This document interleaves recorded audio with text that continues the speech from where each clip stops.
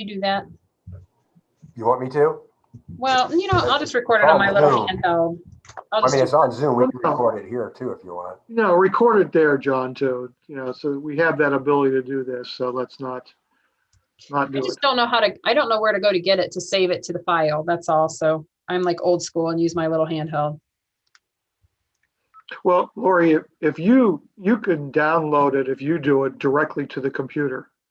When the meeting's over, it'll just say downloading if you tell it to go to the computer. And then you'll have it as it creates a file for Zoom and today's date. A lot of times I'm on my tablet, though. I don't know how much space my tablet has. Okay. I'll just go ahead and record it. Go ahead and do it, John. Yeah, it's fine. Okay, we're good. Okay. Should we start the meeting then? Why don't we start, Sandy, if you could show that flag, we'll do the Pledge of Allegiance. Thank you. Okay.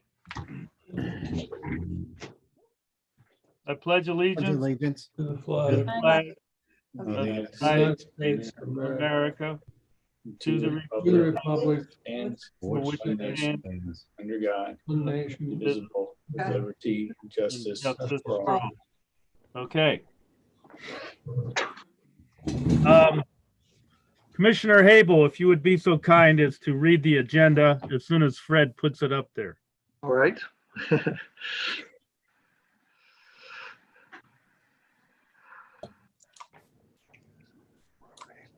Give me 1 second here. I just need to move my screen around a little bit.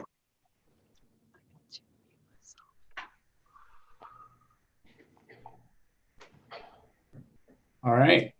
Here we go. Okay. The agenda for new business, we have one item. The item is PMP-20-00054. The agenda item is section 1113.03 preliminary plat. Petros Development Group is submitting a preliminary subdivision plat for the ledges of Pine Ridge, formerly Tasman Villas. The preliminary plat is located on parcel 37-00221, which is 5008 State Road. This parcel was recently rezoned to R5 mixed density residential. The preliminary subdivision plat includes 49 owner-occupied townhomes on 12.3276 acres. And minutes, there will be no minutes reviewed today. Okay. Thank you, Commissioner Habel. With that, Mr. Guerrera, if you could present the Planning Department's review. All right. Let me get this ready here. All right.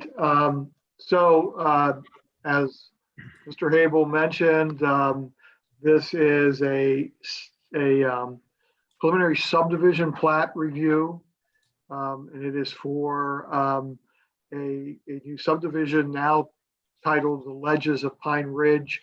When it came to us for rezoning, it was called Tasman Villas. At this time, there are 49 parcels in this, or 49 owner-occupied townhomes on those parcels on about 12.3 acres. The applicant is Petros Development Group. The applicant's representative is Greg Motive with Petros Development Group. I'm not sure whether the property changed hands yet or not, but originally it was or is owned by Marion and Robert Crudy, and Petros is buying it from the Crudys. Just a little bit to familiarize you again with the property. This is a zoning map that doesn't show, we haven't made the zoning changes on the map, but it's a northernmost area of State Road, north and east of Hidden Lakes. It is surrounded with an RM, R3 district, some MU1, and then across the street is actually Boston Township. The plat that you have, this preliminary subdivision plat that you had in your package, basically the plan on the left shows the parcels, and these are similar to what we've done with other ones like Sycamore, the Enclave at Mill Pond, in which these are fee simple lots, zero lot line, attached units, where they're attached single family, and those units as they would look in a more illustrative plan shows those units how they look on the property.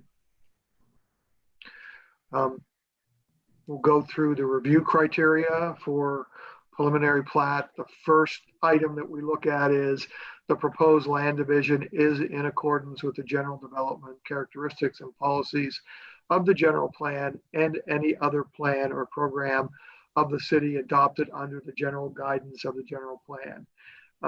Again, the property was recently zoned from MU1 Rural Mixed Use Center to R5 Mixed Density. And R5 Mixed Density Residential is described as an urban residential district integrated into other mixed use urban environments and buffering low density neighborhoods from busy corridors, characterized by a range of dwelling types, smaller lots, and high pedestrian connectivity. R5 allows for detached single family, attached single family, and multifamily structures.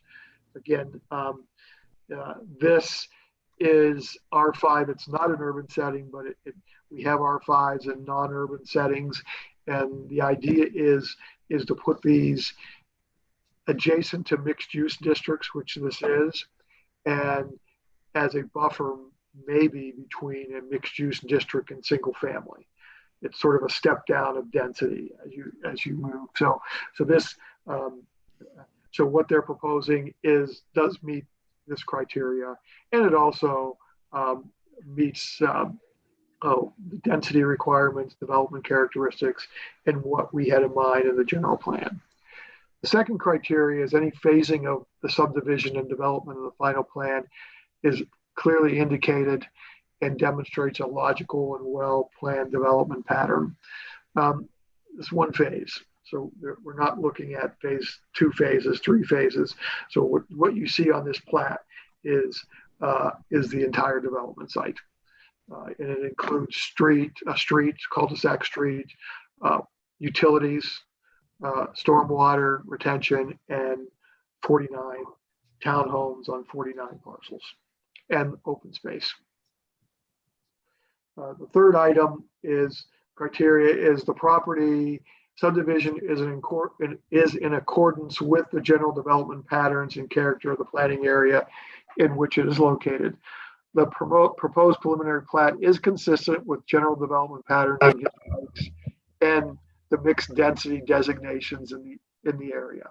When we redid our code, we changed our maps, and we annexed property, the idea was to increase densities to make more residential along State Road, because in today's world there's no viable 5 mile, 6 mile corridors, arterials, except for maybe the Strip in Las Vegas.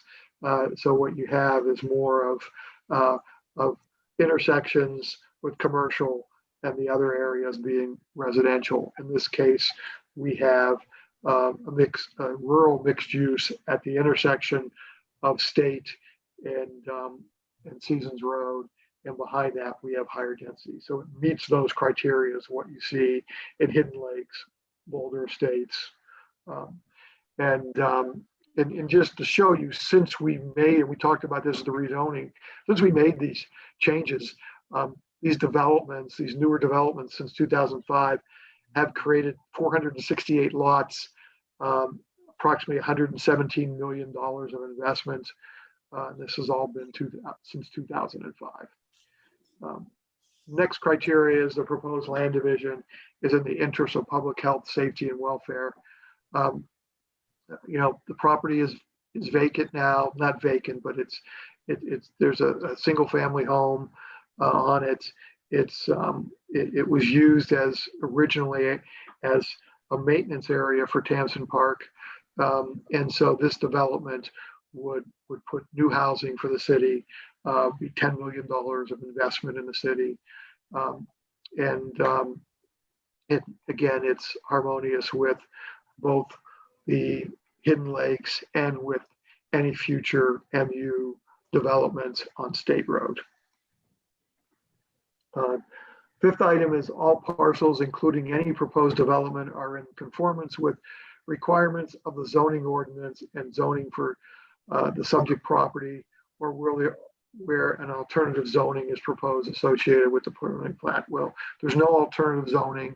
The lots, as you see in that site there, the proposed units meet all the setbacks for low density single family attached lots per table 1132-2. And so they are meeting any zoning requirements for this. And then the design, the elevation on the right is what we showed during the rezoning. And I talked to Mr. Modig today, and it's still the design at this point. When they get to the final phase and any changes, they'll come back with us at the final subdivision with more complete designs for the units. But those are the basic units still. Criteria 6, the application is in conformance with standards of the subdivision regulations. So we'll look at the different areas in this, in the subdivision regulations. Section 1122, street network.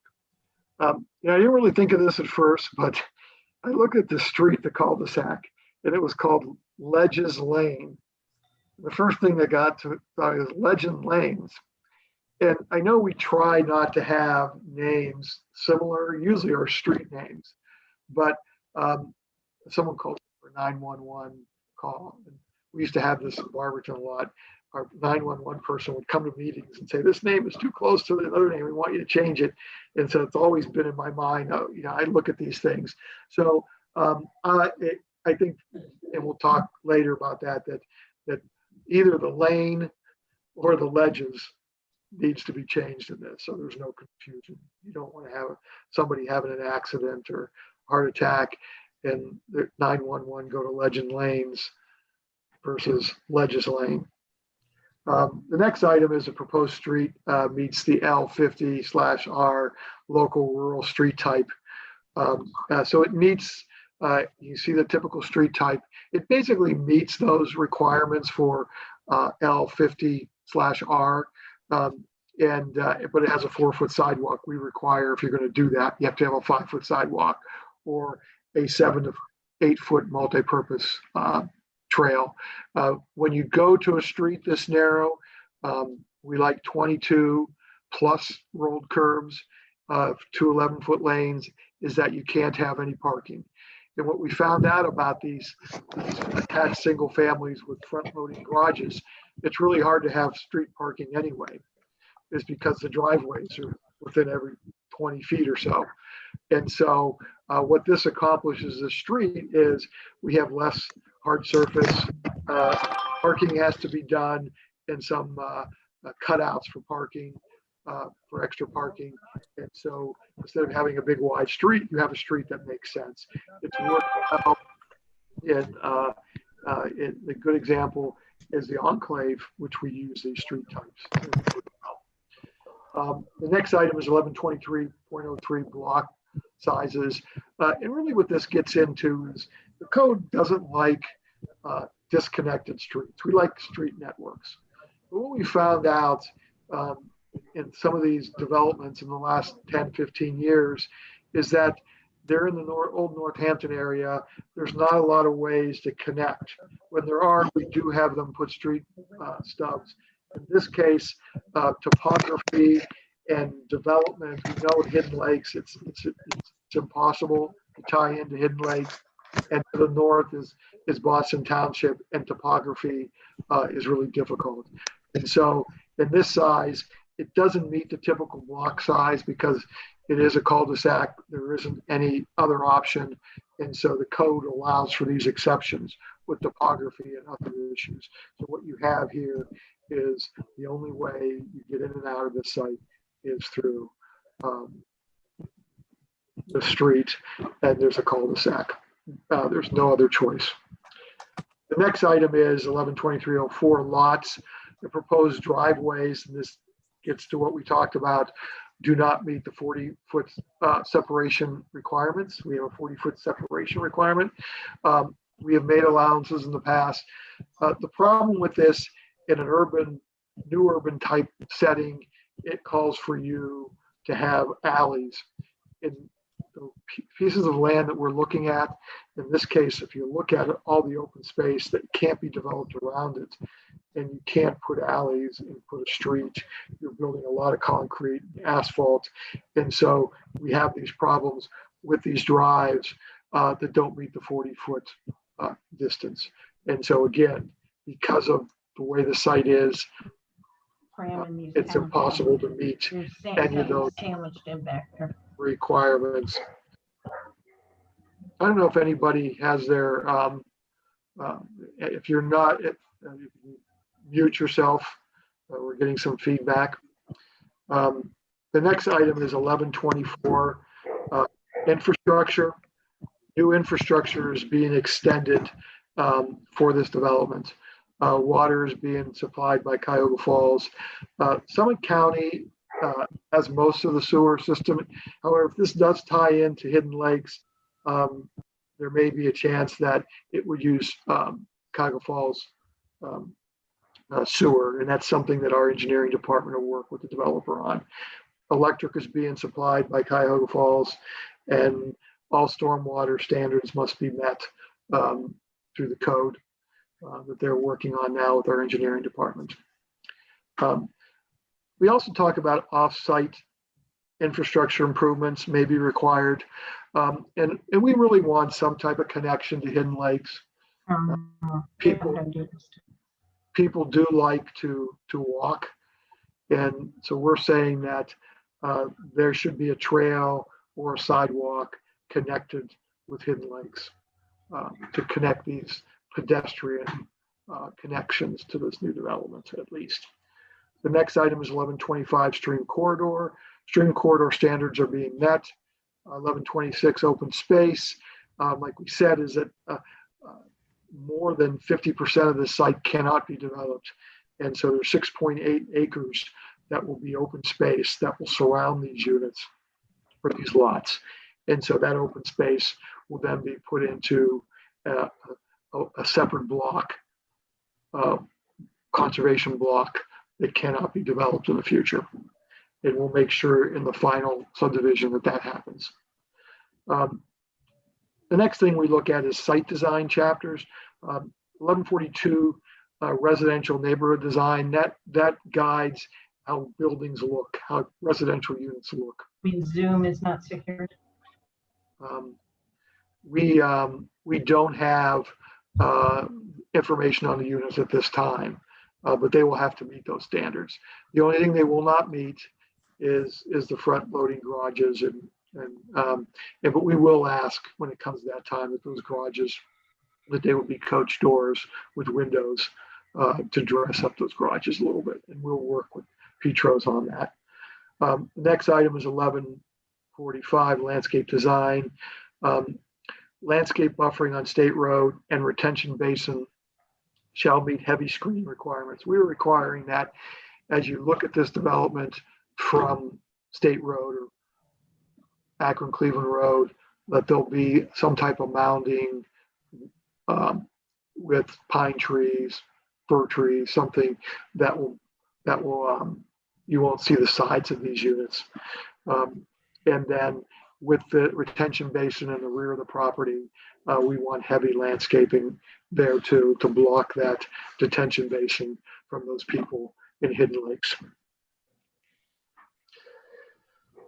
Next criteria is any impacts identified in specific studies or technical reports that were prepared or requested to be prepared in association with the application. and do the findings and recommendation of these report or any modifications or conditions or approvals of the application to mitigate these impacts. We asked during the rezoning for a trip generation report, and we did one with our ULI impact study too. And basically this subdivision, it's only 49 units, and it's going to create about, in their study said 330 trips during a typical weekday. Of those 330 trips, 24 are expected to be in the AM peak hours and 31 during the PM peak hours. So it's going to add to the traffic on State Road, as is anything on State Road. If it's in Boston Township, it's, but during that discussion, we talked about potentially doing a full corridor study, is to get a better handle, a traffic study on State Road from Cuyahoga Falls border or a little bit past it to probably midway past Buckeye, sporting goods in that area there. And the developer did get a traffic company to give them a price on it, and the city and them are talking about doing that. And I think that that's very advisable that we do that, because it's just not this, it's other developments. And as stated earlier, these developments are difficult because of where it's at. When Cuyahoga Falls was built out, it was easy to do a grid street system that you had streets connected. When you look at Cuyahoga Falls, you don't believe that there were probably 100 subdivisions that were approved since the 1800s in Cuyahoga Falls, and most of them all connect, except for some of the ones maybe in the 40s. But when we merged with Northampton Township, there was a lot of development already started, and there wasn't any connection. The township had no rules about connecting streets, and so we've done it when we can, and we've been somewhat successful in some of the larger subdivisions after the merger. But now we're seeing a lot of parcels that just can't be done. And what that does is, when you have these subdivisions, one way in and one way out, they all empty onto the arterial rather than that grid system that sort of filters them out, and you don't have them all getting at the same location. We tried to, during Hidden Lakes, we really wanted to connect them to connect, and Boulder, we wanted them to connect with each other. But there's a 50-foot strip of land owned by the National Park System that we couldn't do it. And so when we talked to the National Park, they said, well, it's an act of Congress to go through our 50-foot strip. And so that was their review, and it would have been real easy to be able to do that at the time, and that would have sort of connected some streets. But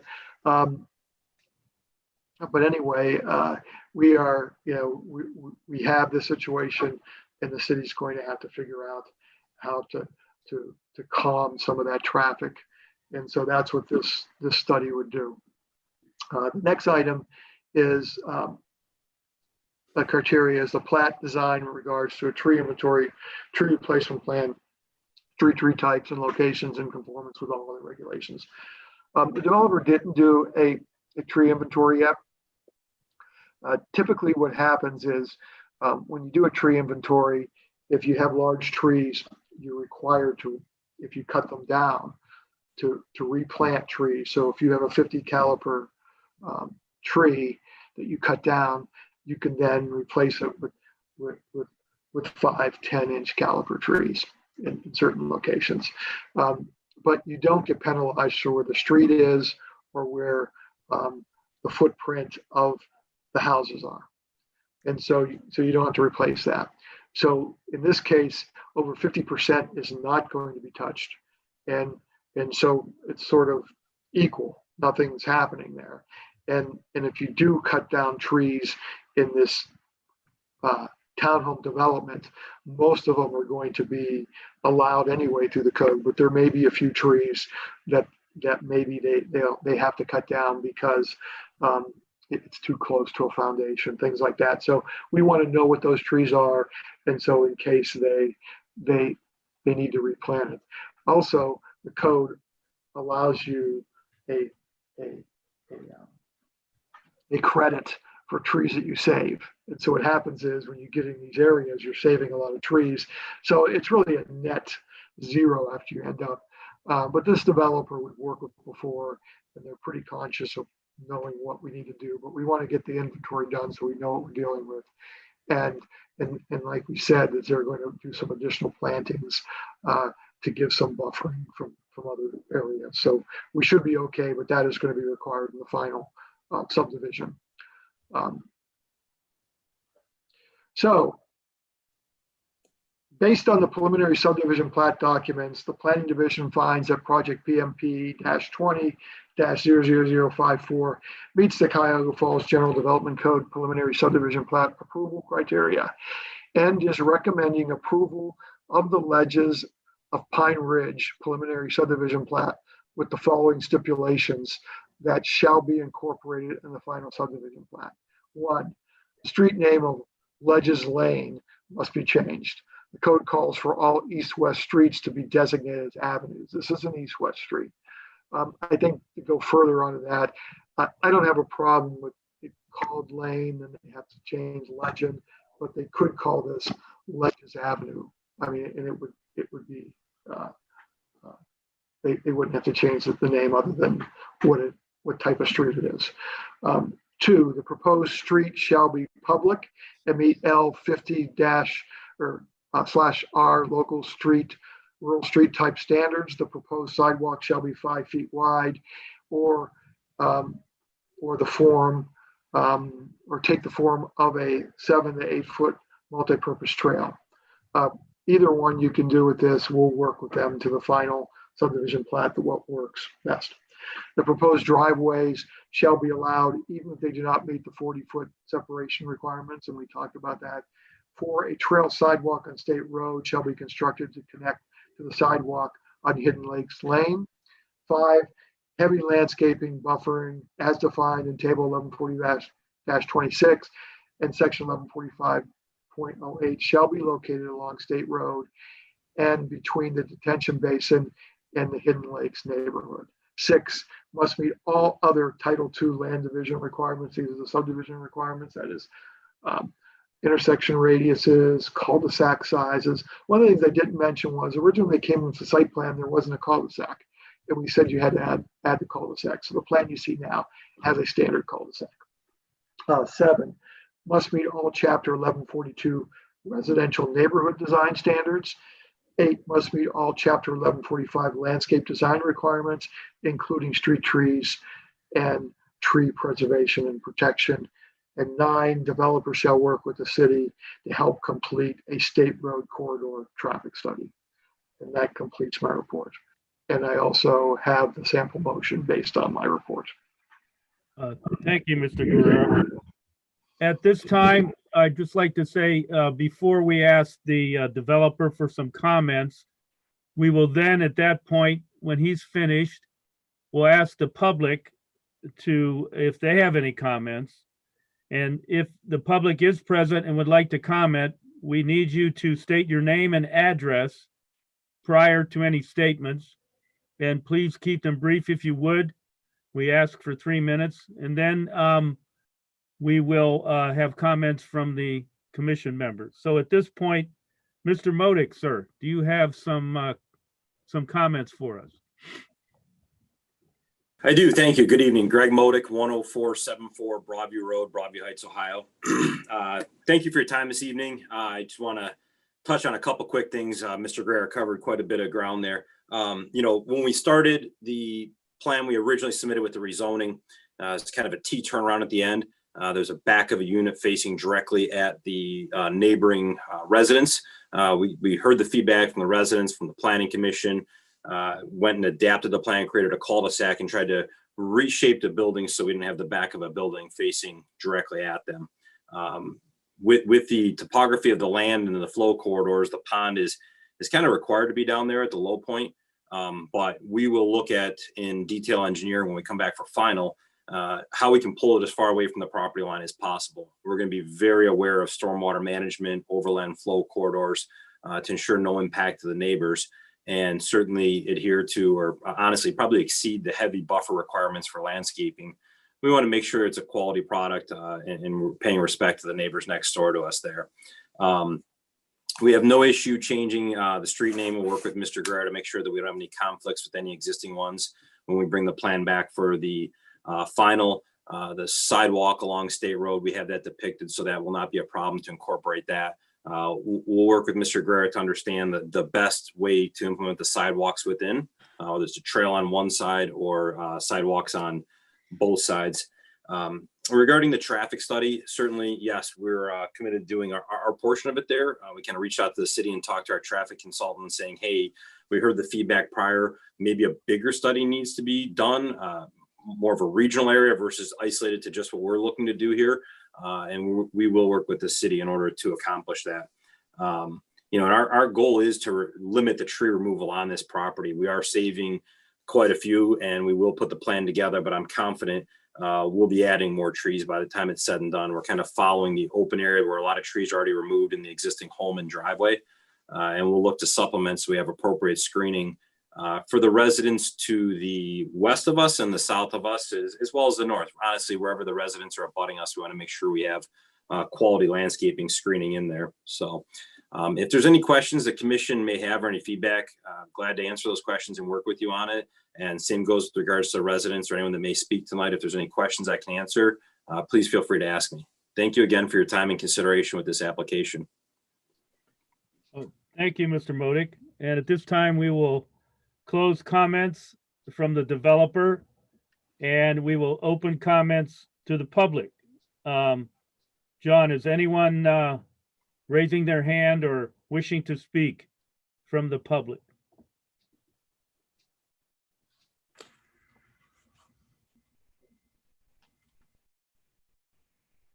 Hi, Adam. Are you in charge of John? I am not in charge. Okay, well, it must be John. John, is anyone there from the public who wishes to make a comment? I don't see anybody's hand up. If they want to make a comment, they can unmute themselves. Yeah, I was just going to say the same, John, and thanks for your help. I think I've got the participants list open here. I see no raised hands there.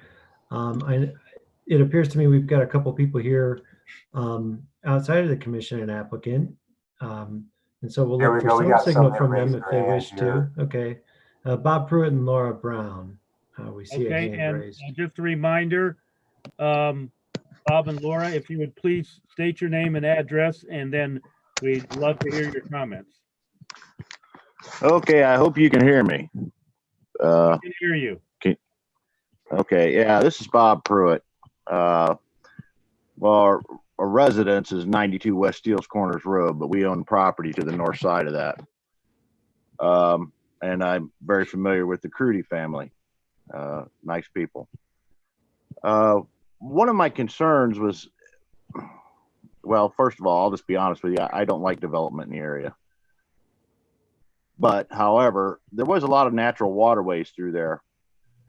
And I know there's going to be a retention pond built, but I'm worried about all the street salt runoff and how that may affect the marsh and the creek there.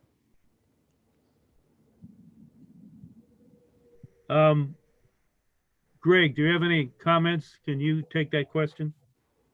Yes, I'd be glad to address that question. Part of the stormwater management design with the Ohio EPA is not just the retention and slowing the release of the water flow, but water quality as well. So the intent of that is to capture such things as street salt, fertilizer runoff from the yards, runoff from shingles from the roof, those types of things, and treat them in the pond before they're released from the site. So our pond will have that incorporated as part of our design.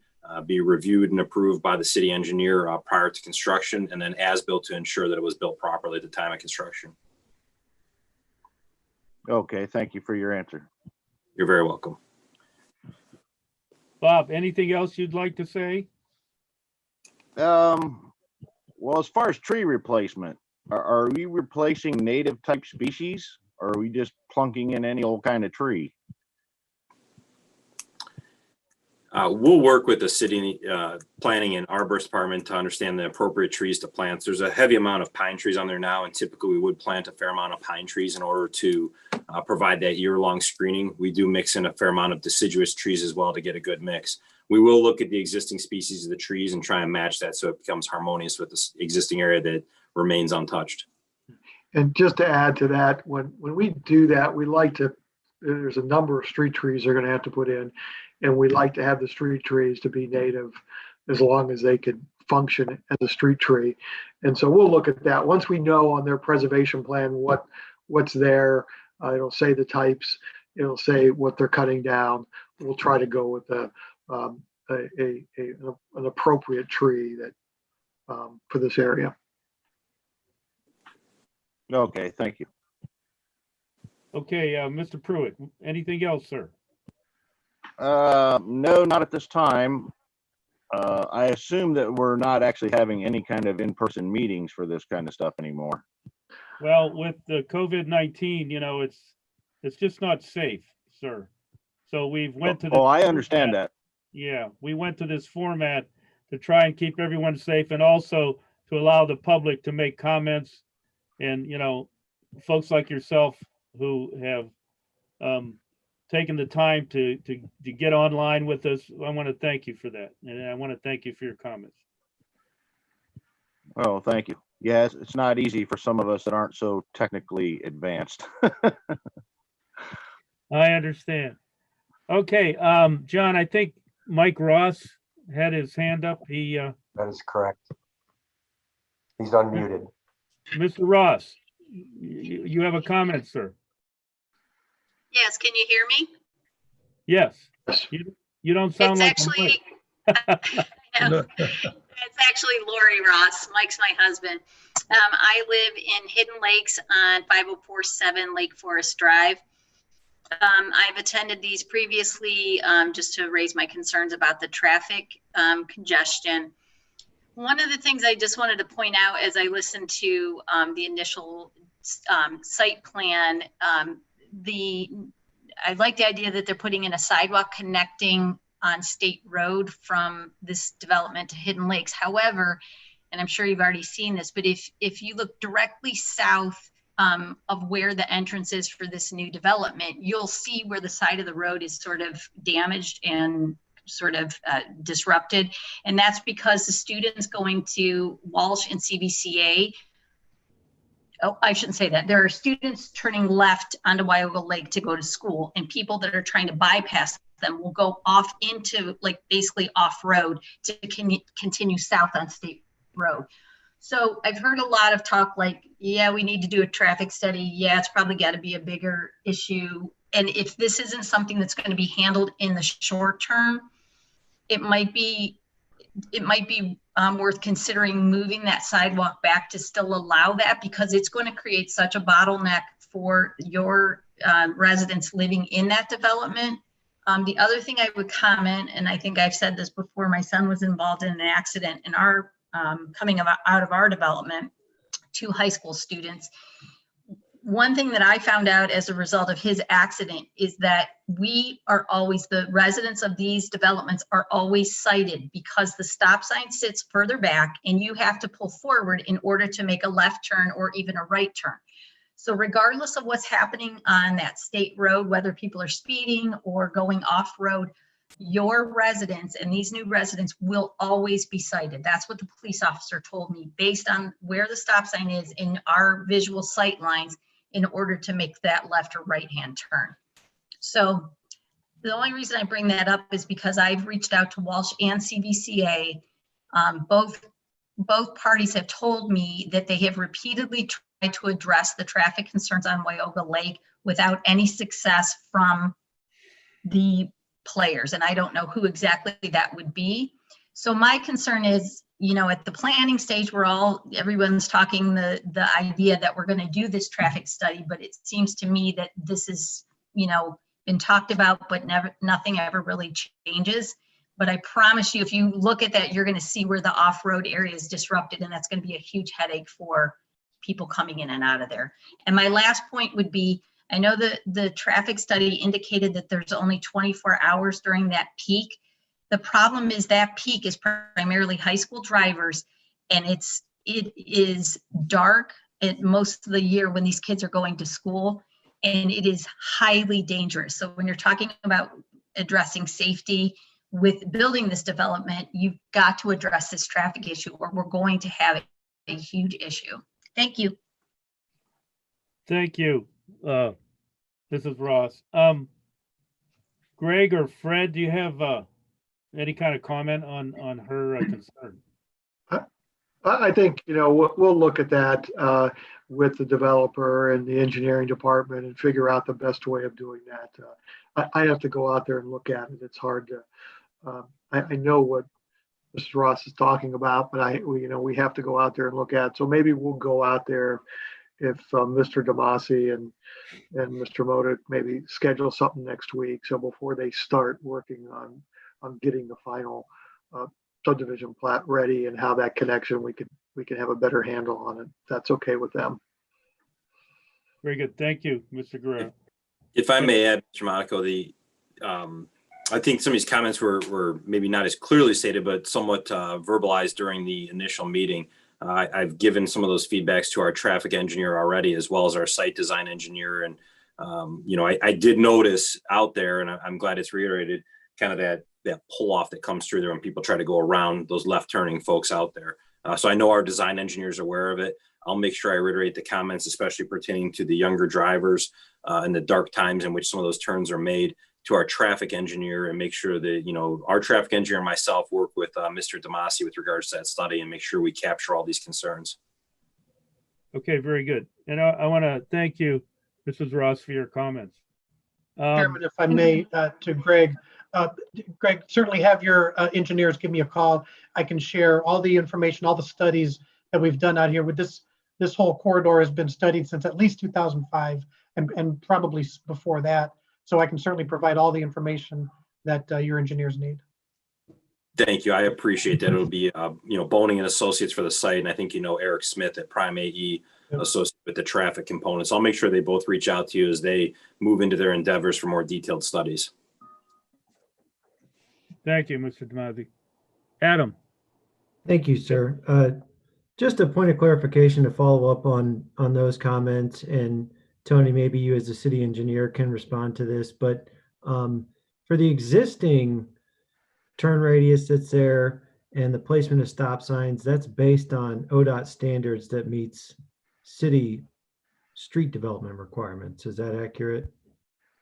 Yeah, all the regulatory signage that's out there right now meets ODOT and city standards.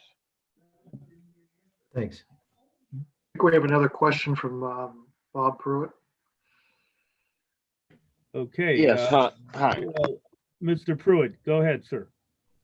Yeah, my family's been in that area for a long, long time. And I remember that intersection's always been a problem. First of all, you used to not be able, you weren't supposed to turn left off of coming from Wagga Lake onto State Road. You used to have to take Seasons Road, that little triangle piece. But also the way the driveway, the entryway to, I believe it's Hidden Lakes, is offset. It makes it very confusing there a lot of times. A lot of times people stop partway through the intersection. It makes it screwy. I really think if you are definitely going to build this other development, that perhaps you should share an entryway with Hidden Lakes and just turn that into a four-way intersection with traffic lights. That's my opinion. I don't know. You guys are the experts, not me. Well, but I know the confusion there. Thank you, sir. We appreciate that. And I'm sure we can get something resolved between the planning department, engineering department, and Mr. Modic and the traffic engineers to definitely take a look at that. That is a concern. Can I make one other comment? I'm sorry. This will be my last comment. Lori Ross. Go ahead, Mr. Ross. So one comment that a neighbor made was the other piece that makes this so highly, I think, confusing and dangerous is the right turn going northbound off Wyoga Lake. So if and again, I'm not saying this can happen, but if that little triangle piece could be eliminated, it would take the people going to CVCA further south, which would eliminate that congestion right there.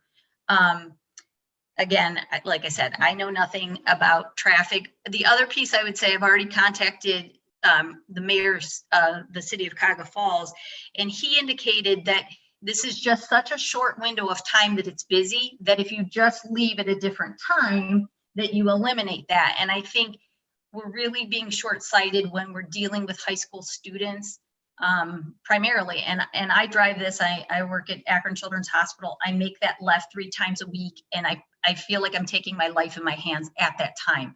And I don't think we, like I said, if you guys go out there and assess it at 2 o'clock in the afternoon, you're going to say, what is this lady talking about?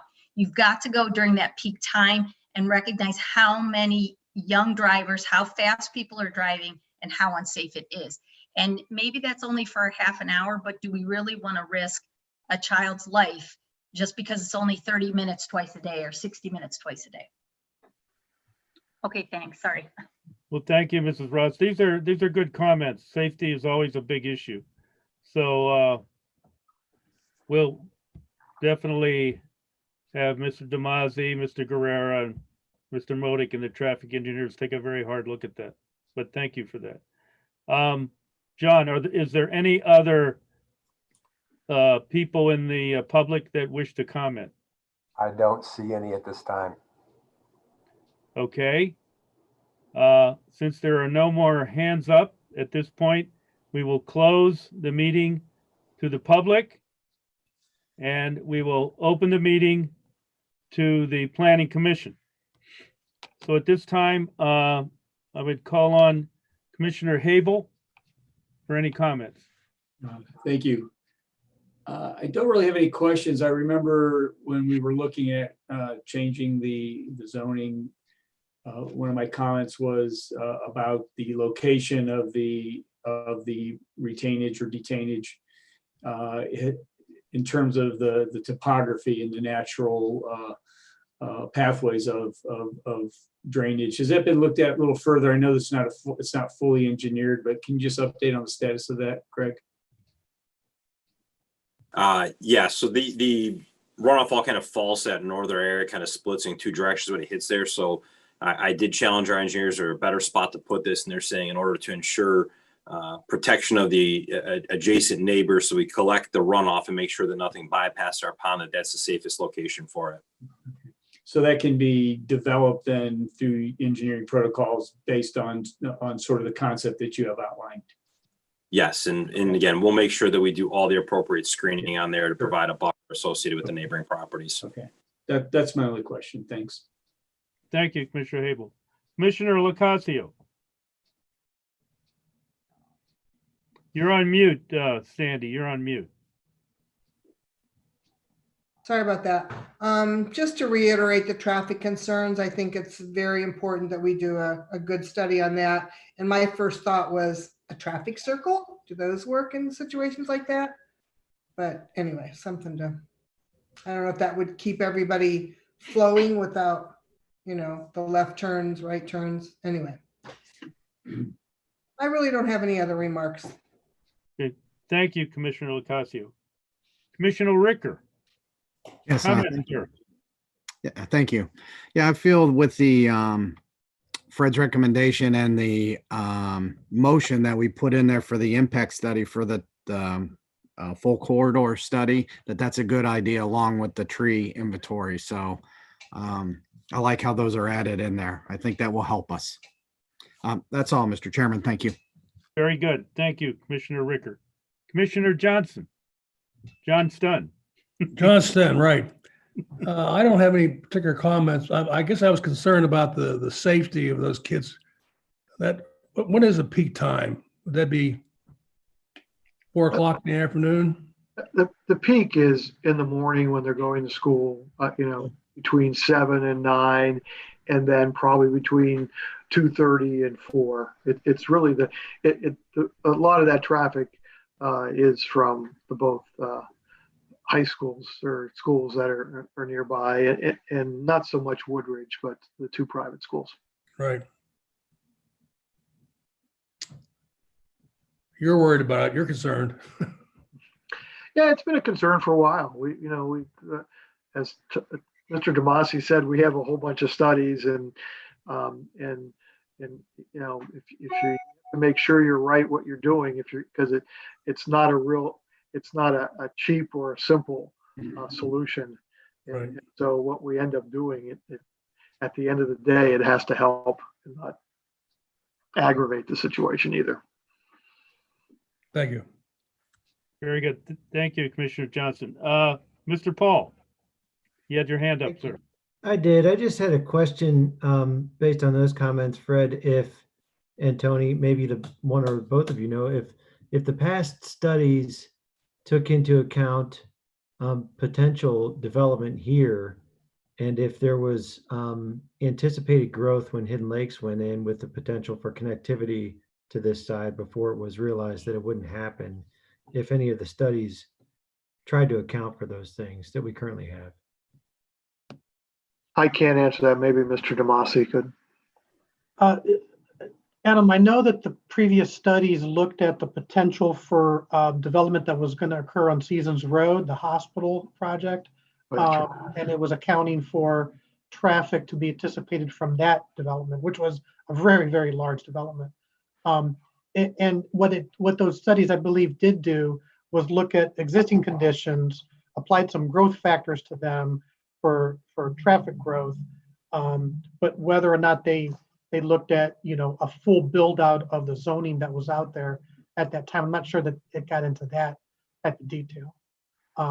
And to Sandy's comment about the roundabouts, some of those previous studies do show some roundabouts in there. So again, we've looked at everything. But again, some of those studies showed that making some improvements here actually caused problems there, and making improvements there caused issues here. So it's not as easy as Fred said to just simply do this and think that solves everything. It's we could be doing a lot of work out there. At the end of the day, we'd still have a problem.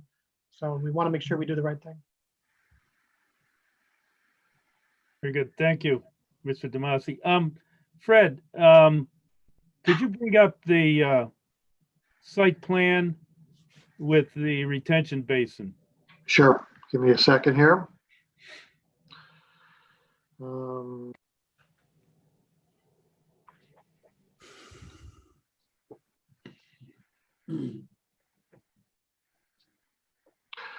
Okay. Whoops. I think it's doing something. My computer hooking on to the network is been slow today. Okay, here we go. Let me make this bigger here. Yeah, the one on the colored diagram. Okay, is that big enough, or you would like me to make it bigger? If you could make it bigger, that would be great. At some point, I think we can see topo. But yeah. maybe not. Do the best you can, Fred. Fred, if you want me to screen share, I can pull it up pretty close. I have it pulled up here if that would help you. I think we're okay. Okay. We'll move this down to here, and I'll make this a little bit smaller for now. My question, Mr. Modick, is when I looked at the retention basin, there's some fairly steep slopes towards the north side of the property. And have you really considered that? I understand this is preliminary and it's obviously not topo figured out, okay? But when you look at that, there's fairly steep slopes. And I want to make sure that when you really refine the retention basin, especially in relationship to those units that would be on the far west of the development, that, we don't get into a really steep slope scenario. That pond being dead level water, if it were actually topoed out like that, there would be some pretty steep slopes. So, I realize it's preliminary, but it's something I think you really got to look pretty. Well, No, you have to refine that. I will agree with you 100% with regards to the topography out here. Typically at this stage of the game, we'd be working off of county GIS contouring and information, but we've had our surveyors out there up and down the entire property to locate the exact topography there. And what's a little misleading on some of the contours is that there's a high ridge kind of coming down the whole property here, and it falls off on either side, and then it kind of comes back around on the very west side. We're going to be shaping that down so that we'll better match the west property line there. And that's kind of where they place this pond here, so that as these backyards go by, it's one thing if we capture all the street, but if the backyards go by and miss our pond and don't get retained and go into the neighbor's property, that would be detrimental. So I know our engineers are aware of the existing topography out there, and we've really highlighted this area here to make sure we pay close attention and ensure we capture all of our runoff so it doesn't release onto the neighbors untreated. Yeah, I just a little concerned about the slopes. So you may have to juggle that pond symmetry somehow to, temper that a little bit. Agreed. I would envision. I mean, there's like 14 foot of difference from what I could figure from the high point to the low point in that area back there. That's substantial.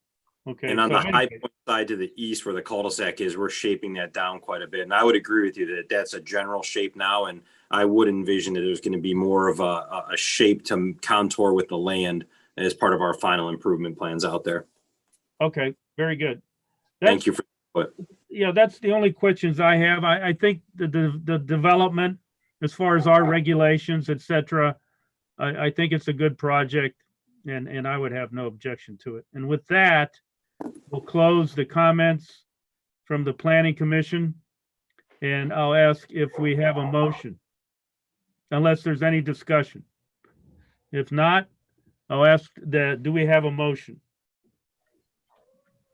I'll make a motion to approve the preliminary plans as. Okay, Fred, if you could bring the sample motion up for Commissioner Ocasio to review. Okay.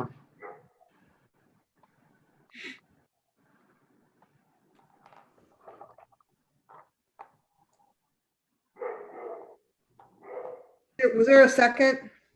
I second. You have to actually, Sandy, read a sample motion exactly. We have to read it into the minutes. Okay. Based on the preliminary subdivision plat documents, the Planning Commission finds that project PMP-20-00054 meets the Cuyahoga Falls General Development Code preliminary subdivision plat approval criteria and is recommending approval of the Ledges of Pine Ridge preliminary subdivision plat with the following stipulations that shall be incorporated in the final subdivision plat. 1, the street name of Ledges Lane must be changed. The code calls for all east-west streets to be designated as avenues. 2, the proposed street shall be public and meet L-50/R local rural street type standards. The proposed sidewalk shall be 5 foot wide or take the form as a 7 or 8 foot multi-purpose trail. 3, the proposed driveway shall be allowed even if they do not meet the 40-foot separation requirements. 4, a trail/sidewalk on State Road shall be constructed and connected to the sidewalk on Hidden Lakes Lane. 5, heavy landscape buffering as defined in Table 1145-26 and Section 1145.08 shall be located along State Road and between the detention basin and the Hidden Lakes neighborhood. 6, must meet all other Title II land division requirements. 7, must meet all Chapter 1142 residential neighborhood designs standards. 8, must meet all other Chapter 1145 landscape design requirements, including street trees and tree preservation and protection. 9, the developer shall work with the city to help complete a state road, quote, corridor traffic study. So moved. Thank you, Commissioner Ocasio. Is there a second? I second. Okay, Commissioner Reeker. All in favor, say aye. Aye. Aye. Opposed? Any abstentions? Okay, that's unanimous, all in favor, motion passes. I want to thank you, Mr. Modic, and the public for attending our meeting. Once again, I think the meeting went well. Next item, we do not have any minutes, so we won't be reviewing or approving any minutes at this meeting. We'll, I assume, have that at the next meeting. And with that, do I have a motion to adjourn? So moved. I'll second. Second, Mr. Habel, motion by Ms. Locascio. All in favor, say aye. Aye. Aye. Okay, motion carries. That's it. Thank you all. And